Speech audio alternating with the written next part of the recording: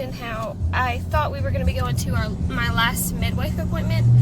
Well, we are heading to the midwife again this morning because she wants me to have one more ultrasound before the baby comes, just to check on the fluid levels and see exactly where they are and everything. So that's what we're doing this morning. I've got my coffee. I decided to actually drink my coffee this time before the appointment so I wasn't dying by the end of it. And we may, I'm not sure, but possibly go walking at some point today, and I don't know when that will be and if I'll be able to get my coffee in before then. So, good morning.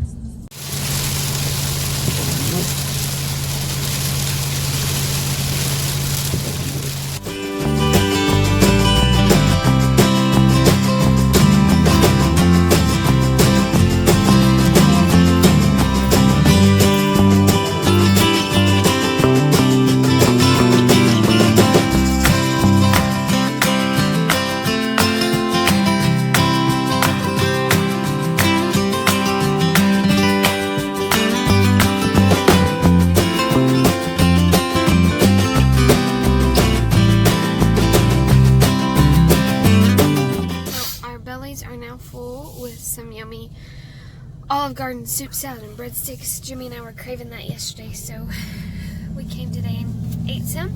And now we are on the way to the mall, but I wanted to go ahead and tell y'all everything looks good with the baby. My water levels or whatever fluid measurements were a little bit less this ultrasound, so that is good. And the baby is really low, like he is just resting on my cervix, so that is good. But he is a big baby, so that is my biggest worry, is just birthing a big baby. But JJ was 8 pounds 12 ounces, so I can do it. JJ was a big baby, so I can do it. And I feel like there was something else I was going to tell y'all. We got some cute pictures of him, his little squishy face and everything. He's so cute, y'all. He looks so much like JJ. It is crazy. But yeah, it was really cute to see him again. And we're heading to the mall now to get some walking in. And my midwife actually checked me, and I'm almost 2 centimeters. And she stripped my membranes. So yeah, today would be a good day to have the baby. It's my due date, so you know, it would just be wonderful if he decided to come today, but we'll see.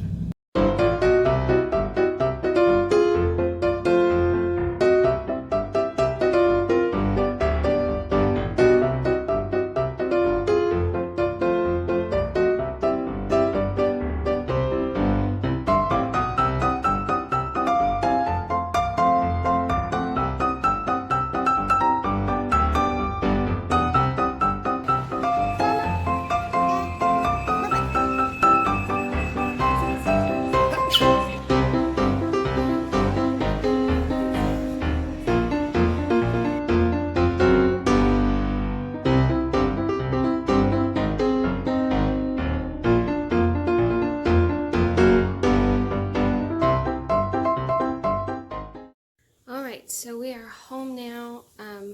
That walk was pretty nice. Jimmy at one point, well, pretty much the whole walk, it felt like he was dragging me. He was actually really good for me because I was holding his hand and he was making me walk faster. But I was like, babe, I cannot run. So he actually pulled out his card at one point and was like holding it out in front of me. And he's like, he told me that if I can get it, I can buy a new pair of shoes. So I was trying to get his card, which was like motivation to walk faster. I never did get it though, but anyway, so I wanted to go ahead and show you guys these pictures of the baby because I thought you'd want to see them. They're so cute. Let's see, maybe turn it around. Here's his little lips and nose. And then another little picture of his face. I love it so much. And then a profile. Okay, so I'm going to be drinking some red raspberry leaf tea and we're going to answer some questions she's going to answer some questions I put on my Instagram. If anyone had any, questions about birth or midwifery or postpartum or whatever, since my mom was here, she was willing to answer them. And she said earlier that she hopes nobody ever thinks that she's like a know-it-all or anything. If anyone knows my mom, they know she does not ever want to come across as a know-it-all. But there are people that just are interested in answering questions. Can you get your phone? Or in asking questions and finding out more about birth and stuff. So intriguing. So we're going to answer a couple, or she's going to answer a couple right now, and then probably some more later. But okay. So is it expensive to have a home birth? Also, what are the risks? The price would depend on where you live and who you hire. I know my sister lived in Texas, and the midwives down there charged over $5,000 to have a home birth. And then you still had to supply some of your own, like laboring, some of your laboring things. Because I would order stuff for her birth. She had some of her own supplies, and then still had to pay over $5,000. In our area, it runs anywhere from $1,200 to $3,500, and there's not a lot of midwives in our area. And when she says our area, for those of you who don't know, that's the Western Kentucky area. I charge less than anybody. And the whole money thing makes me uncomfortable because I don't do it for money. I feel like the Lord's called me to do this. Although the money is important, it costs. Right. And my dad used to say, what did he say? Well, when I first started delivering babies, I would be, just pay me whatever you can pay me. And there were times when it cost me to deliver babies. Between the supplies and gas and everything, it would actually cost us. And finally, Dad said, I can't afford, I have enough kids of my own, I can't afford to be paying for other people's babies.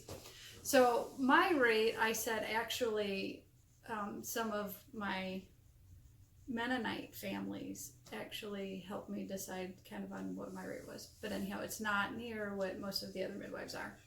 I can say this, we, with insurance, are paying more to have a birth, like when we had JJ at the birthing center, than what she charges to have a home birth. And home births are so wonderful. And so I would rather pay, it would be worth $5,000 to have a home birth, but obviously you do not charge that. And not even close. It's just crazy. A fraction of that. Yeah, anyway. Okay, so next question. Actually. What are the risks? Yeah, well, there are a lot of risks in birth no matter where you have your baby, whether it's at home or it's at the hospital. Some of the home birth risks that are kind of at the top of the list would be things such as postpartum hemorrhaging, shoulder dystocia. Those are two things that are kind of always in the back of my mind that I'm always praying that I don't have to deal with. What shoulder dystocia? Dystocia is when the head is born and then the shoulders get stuck, basically. Which is one of the things that we're worried about with this baby, because he is so big, and we don't want that to happen because bigger babies mean bigger problems. And with the shoulders being bigger, they can end up getting stuck. So obviously the Lord's in control, and so I'm not that worried about it, but that's just one of the things that comes with having a bigger baby. Right. And so many things that are a risk, whether it be at home or at the hospital, if your doctor or midwife is paying attention, most of those things can be caught early enough that you can catch them. And, like if we're at home, my goal is that if something is going to go wrong, I catch it early enough to get to the hospital, to get help. And so it's really a matter of being very diligent. When you're at home for a midwife, there's no leaving the room for 3 hours and coming back and checking on the mama whenever it's convenient. I'm with my mama every minute of that labor until she delivers her baby, and then for hours after. Okay, this person said, not a question, but I love y'all. I love you too. And then another one was, how is she so amazing? That's coming from somebody who's very amazing. You know who you are. These are staying anonymous, so you know who you are. And what is your favorite part of being a midwife? Oh, wow.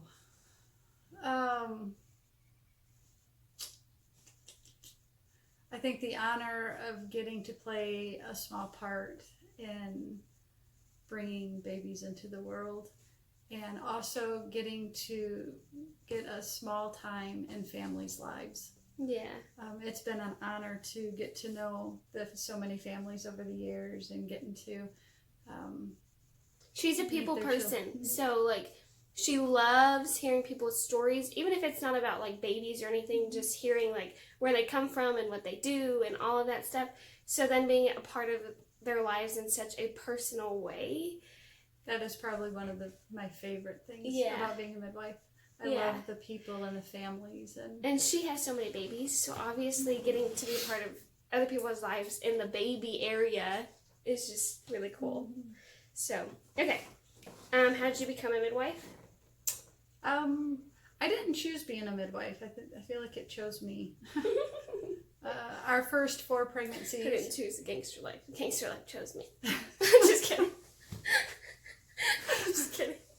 My first 4 births were in 4 different hospitals when Dad was in the Army, and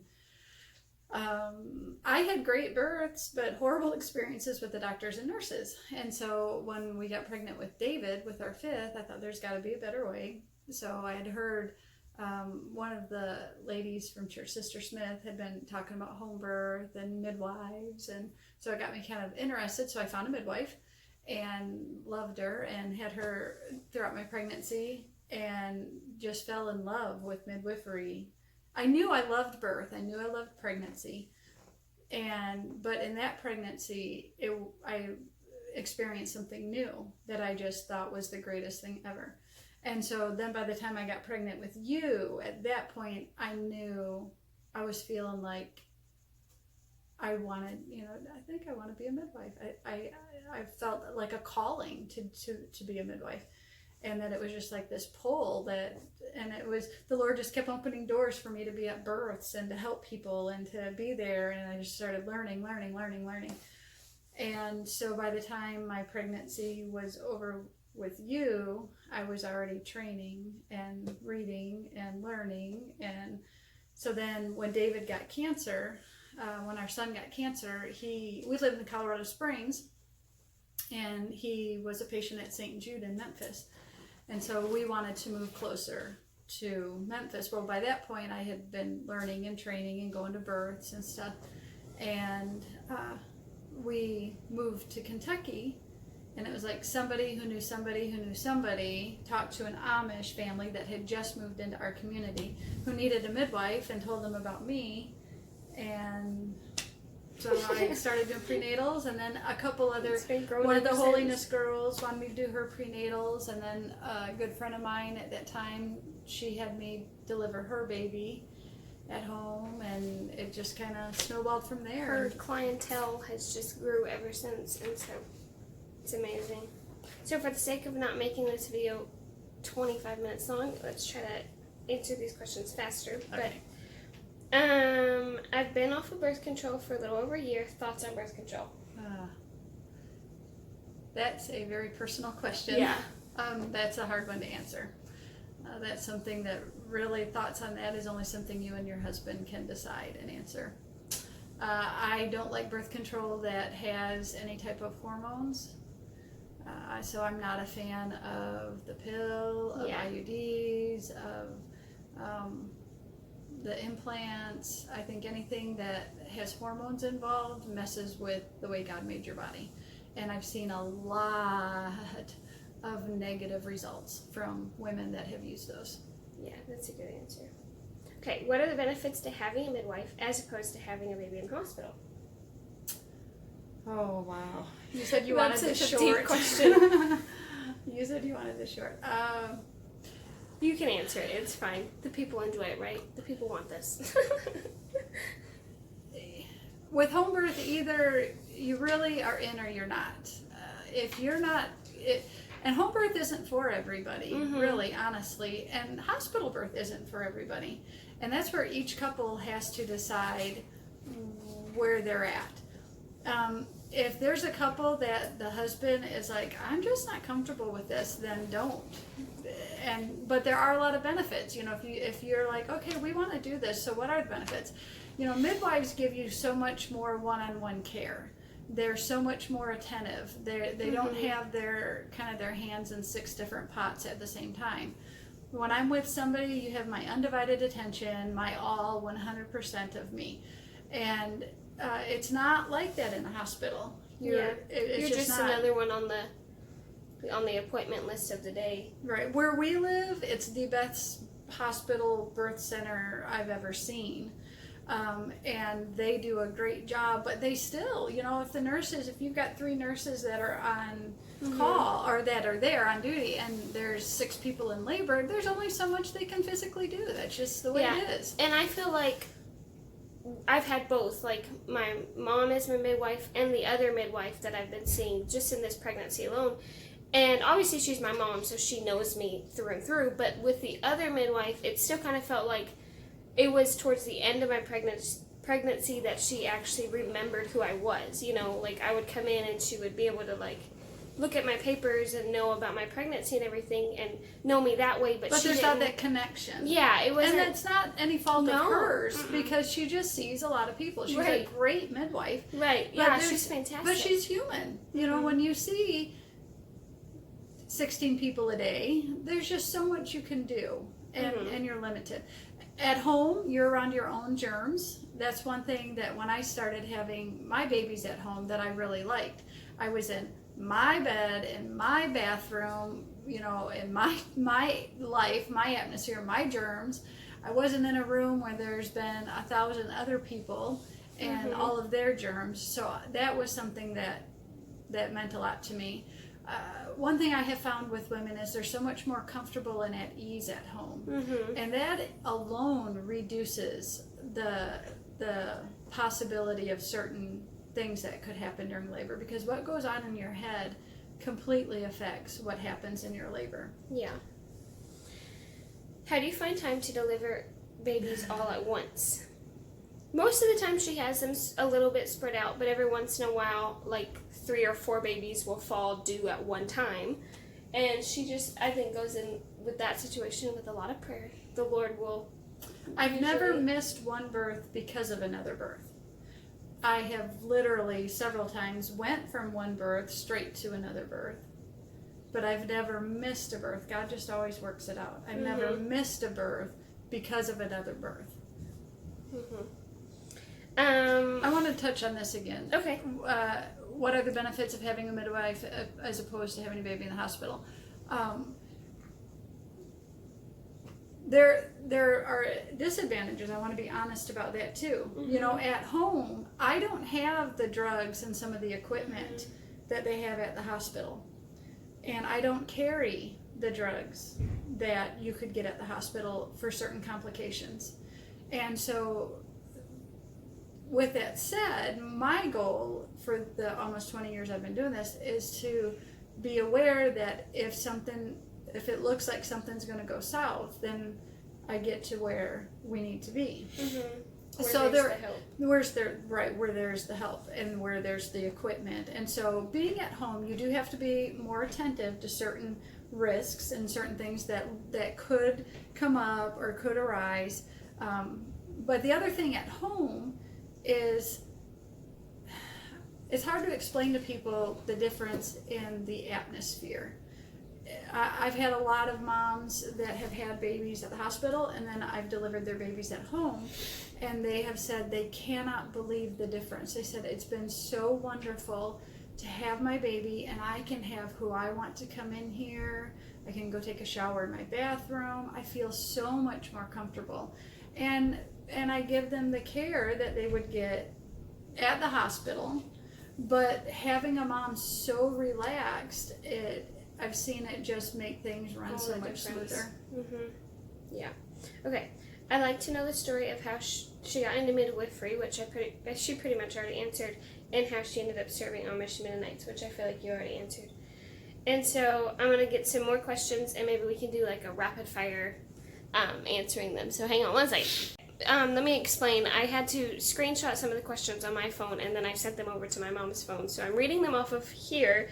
Some of these questions are pretty repetitive. Like, I feel like she's already answered them. So we're going to do the best we can, or she's going to do the best she can. Okay. What part of pregnancy is the hardest? Giving birth or the 9 months of waiting? Depends on who you are. Yes. For me, I love being pregnant. You love being pregnant. Some women hate being pregnant.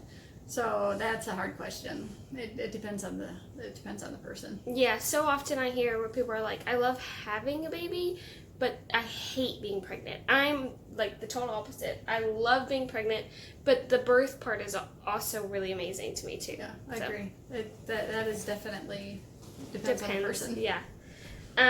Will she come deliver my next baby? Yes, I will. You just call me. What were your labors and births like? She had 10 babies, and so... My longest was my first one, which was 12 hours. He was sunny side up, all back labor. And after I had him, I told my mom that morning, it was not near as bad as I thought it would be, and I would do it all over again every day just to have him. And then the rest of them were much easier. She was my fastest. She was 15 minutes. 15 minutes. I had some putsy stuff throughout the day, walked 4 miles that day, felt wonderful, had a few contractions, nothing big, nothing like labor. Then I had a really hard contraction at 2 o'clock in the morning, and I was like, wow, this is a really hard contraction, this is great. And 15 minutes later, she was born on our couch. I didn't know it could be that And easy. she's never had an epidural with all 10 labors. Mm-mm. She never had one. Mm-mm. We had a little intermission because she was getting phone calls and JJ woke up. So we're going to try to do this last question. So, okay. I'd like to... Wait, no. Oh, my brother was born in my parents' van. What is the craziest birth story your mom encountered? About a year and a half ago, I was in another state delivering in Illinois. It was a Mennonite family. It was first baby. And the day before, I had delivered their niece. So there was 3 family members. There was 2 brothers and a sister, and they were all pregnant at the same time. And so I had delivered the one baby, and then the next day went up there for this birth. So first time baby, she just acted like she was getting feverish to me. Her cervix really wasn't changing. She was like 3 centimeters, and a couple hours had went by. But I felt uncomfortable about the situation. I felt like maybe she had an infection that was starting to brew. She did not have a fever yet, but I just felt like we needed to go ahead and transport to the birth center because of how she was feeling and just the gut feeling I was having about it. So I thought, well, her cervix hasn't changed in the last 2 hours. First baby, and I asked them which birth center they wanted to go to. Did they want to go on to the birth center where I lived, or go on to the one that was a little bit closer to where they lived? And they wanted to go down to the one by where I lived because it's a better hospital. And so I was good with that, and I thought, well, that's about an hour and 15-minute drive, no problem. First baby, 3 centimeters, we're good. So we get in. They said they wanted to ride with me in my Suburban, so I, got the back seat prepared and put them back there, and I was driving. His mom and dad were following us in their minivan. So we got about, halfway into the drive, and I was listening to her, and she was really moaning and groaning. I could tell her voice had changed. And she was saying, these contractions are getting really hard. So I pulled over on an exit, and it was dark out, and I put a glove on and checked her, and turned around the seat, checked her, and she was 8 centimeters. And so I was like, you were how far from the birthing center? At this point, we were halfway. So the closest hospital would have still been a ways away. So I thought, well, okay, I can make it there. You know, I probably had about a 25 to 30 minute drive left. And I thought, okay, well, she's 8. She isn't even pushing yet. First baby, let's just go. So we had to go because there was no hospital in that town.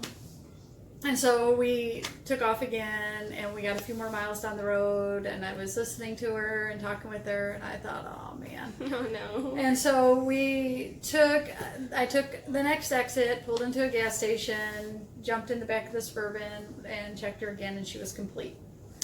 So I told his mom, let's just go. She's not pushing that. Let's just see if we can get to the hospital. And so I said, you drive. I'm staying back here with them.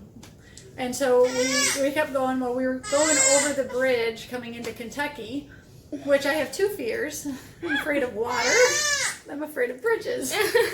And so I looked up at one point, and she was crowning, and I'm in the middle of this bridge over water.